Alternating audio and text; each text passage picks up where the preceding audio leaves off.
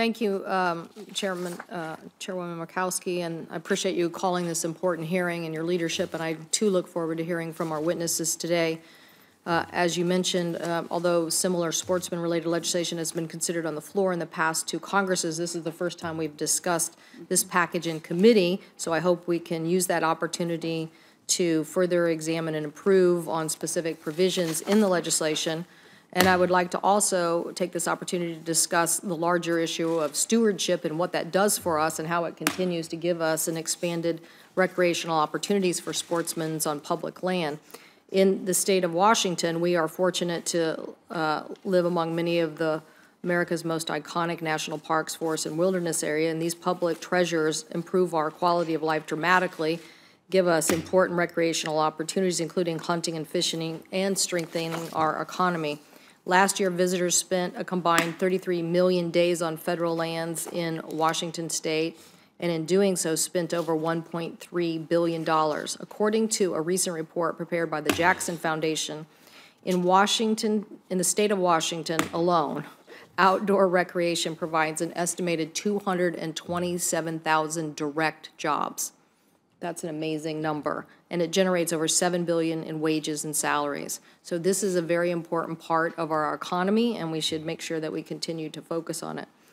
The best thing we can do to continue to protect open space and wildlife habitat for hunting and fishing and other recreational opportunities is to ensure that the Land and Water Conservation Fund is permanently authorized and fully funded. And to achieve this goal, I support language in the bill to set aside a portion of the Land and Water Conservation Fund each year to secure public access for federal lands for hunting and fishing and recreational uses. So if we allow the Land and Water Conservation Fund to expire, which we don't want it to do, there won't be any money for the sportsmen that we want in this particular legislation.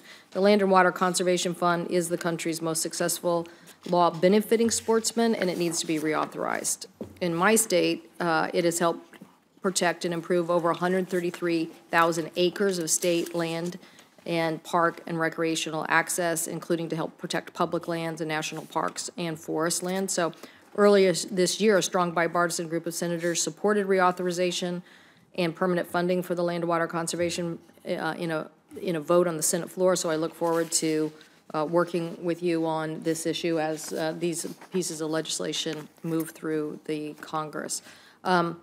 This bill includes a separate land acquisition provision, the reauthorization of the Federal Land Transaction Facilitation Act. And while I support the reauthorization, I am concerned that the language in the bill may have fundamentally altered the purpose of this act, so we want to drill down on that. The law authorizes the Bureau of Land Management to sell federal lands and identified as an appropriate for sale through a robust planning process. It then uses the proceeds from these sales to acquire from willing sellers, private landowners within the federal conservation areas. The BLM's authority to sell land under this law expired in 2011, and so I've supported past efforts in the committee to reauthorize it. So also I'm concerned that instead of using the proceeds from these sales to acquire and protect public lands, this bill could siphon some of those proceeds off and go to Treasury for deficit reduction, so we want to look at that. And the policy shift from the version of this bill this committee has previously supported, where the federal land sale proceeds were used to acquire other important lands for future generations, is an additional issue to look at. And I hope we will amend this bill to reflect language we have previously supported in the committee. Once again, and I want to thank you personally for your leadership on making sure that bow hunters are covered in this legislation. Thank you for giving them parity with other hunters. I very much appreciate that. And once again, I believe that just getting us to this clean reauthorization of the Land and Water Conservation Fund is a subject that is going to be very important for sportsmen in general. Along those lines, I also want to note that protecting hunting and fishing opportunities on public lands is an important priority, and making sure that we are protecting them and other recreational uses on public lands is important. According to the Bureau of Land Management, 99.98% of BLM lands are open to hunting today, and almost 99% are open to shooting. So while the Forest Service have while the forest doesn't have detailed land use statistics, the vast majority of national forest lands are open to hunting and fishing and shooting, and federal land use policy should be designated to encourage getting as many people as possible out into their national parks and forests and public lands. It is my understanding that both the Forest Service and BLM open lands they manage for hunting and fishing and shooting and other recreational uses unless an area is specifically closed.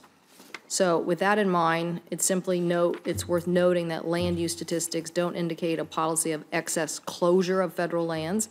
And so if we are going to legislate new management policies, we must ensure that any changes that protect all that we're making sure that we're protecting all recreational lands. So with that, look forward to hearing from the witnesses this morning. And again, Madam Chair, thank you for convening us for this important topic.